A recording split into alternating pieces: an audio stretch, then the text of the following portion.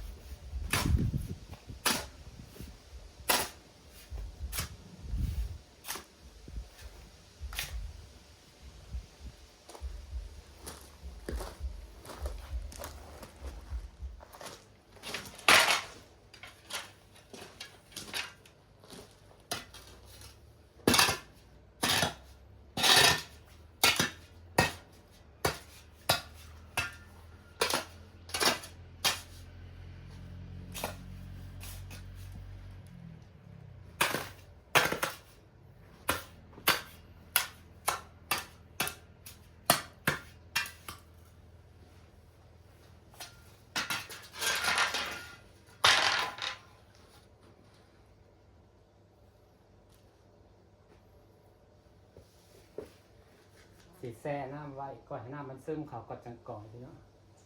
เห็ดทีละขอเห็ดแล้วประเดี๋ยวยันมาแล้วเราไปเสร็จนานๆให้มันแล้วแล้วรอบแรกเห็ดบางๆเราใส่ปูนหน่อยครับเขาลาดบางๆก็ยังอยู่ได้ดนเนาะประเดี๋ยวสิลาดนานๆซ้ำนี่ก็สิได้อยู่แค่โซนนี้เราจะไปเกลือปลาก่อนพี่น้องตาเบิดน้ำใส่ปลาไว้กันน้ำพอดีกันไปเกลือปลา4 โมงแรกแล้วจ้าสู้เว้ยชีวิตตัวคนเดียวก็ดีเราต้องทำเป็นทุกอย่างนะคะผสมกับผสมปูน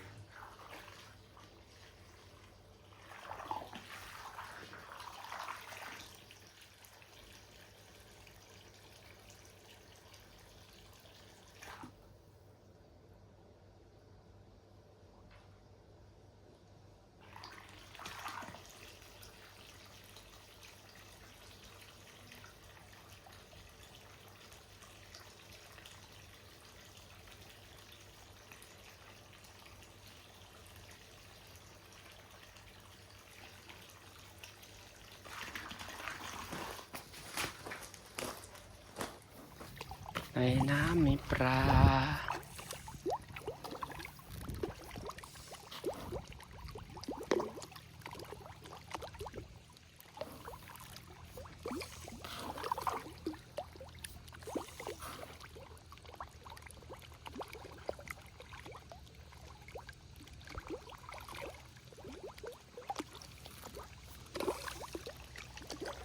ยังไงพี่น้องจะมีปลายังไงเต็มอยู่กินไว้บ่ได้เห็นมันได้น้ำมันบดใสนะให้ฝนมาก่อนตอนนี้น้ำมันน้อยแล้ว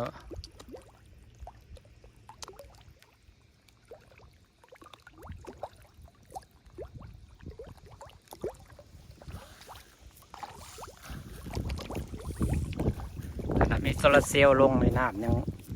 บกไปเสยว่าเอาคนพักนั่นเนาะ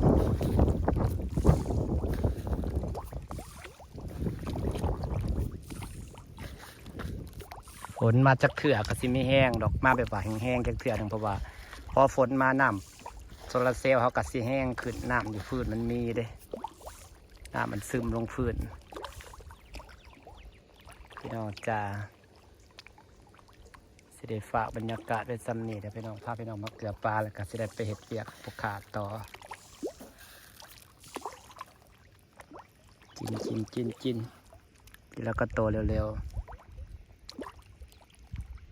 ฝากบรรยากาศไว้ซ้ำนี่แหละจ้าขอบคุณทุกคนที่ยังติดตามเด้อพี่น้องเด้อ